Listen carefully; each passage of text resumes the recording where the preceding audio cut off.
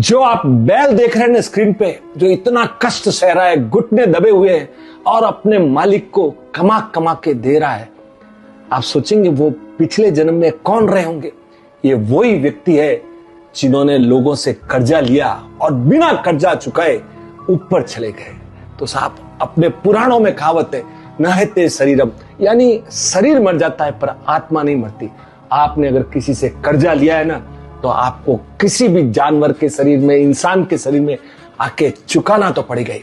एक अभी असम में सच्ची घटना हुई है, गुवाहाटी में। एक व्यक्ति को रात को सपना आया, उस सपने में उसके पिता आए और उन्होंने कहा कि बेटा, मैंने तुम्हारी बहन की शादी के लिए एक कर्जा लिया था और वो कर्जा मैंने बिना चुकाए मैं ऊपर चला गया, तो तुम कैसे भी कर्जा चुका दो, मैं वहां पर कुत्ता बनकर रह रहा हूं। ये सुनकर वो चौंक गया।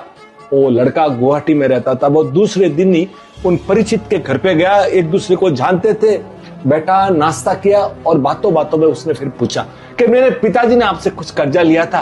वो बड़े गहरे आदमी थे। उन्होंने बोला, बेटा पिताजी चले गए, अब बात छोड़ दो। बोला, नहीं, मेरा क्या कर्जा है मुझे बताइए। तब जब उसे मालूम पड़ा कि ये पैसे मेरे पिताजी ने लिए थे, वो पैसे पूरे के पूरे उसने चुकाए और चुकाने के बाद उसने कहा कि आपके घर पे कोई कुत्ता है क्या।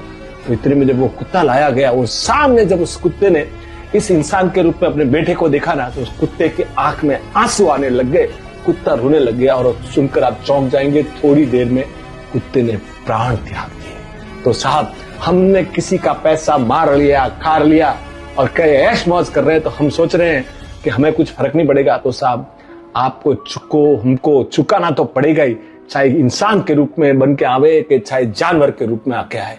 तो साहब, पैसा लेते वक्त और देते वक्त बड़ा ध्यान रखिएगा सर। इसलिए कहते, देखना किसी की आंख तुम्हारी वजह से नम न हो, क्योंकि तुम्हें हर आंसू का कर्ज तो चुकाना पड़ेगा।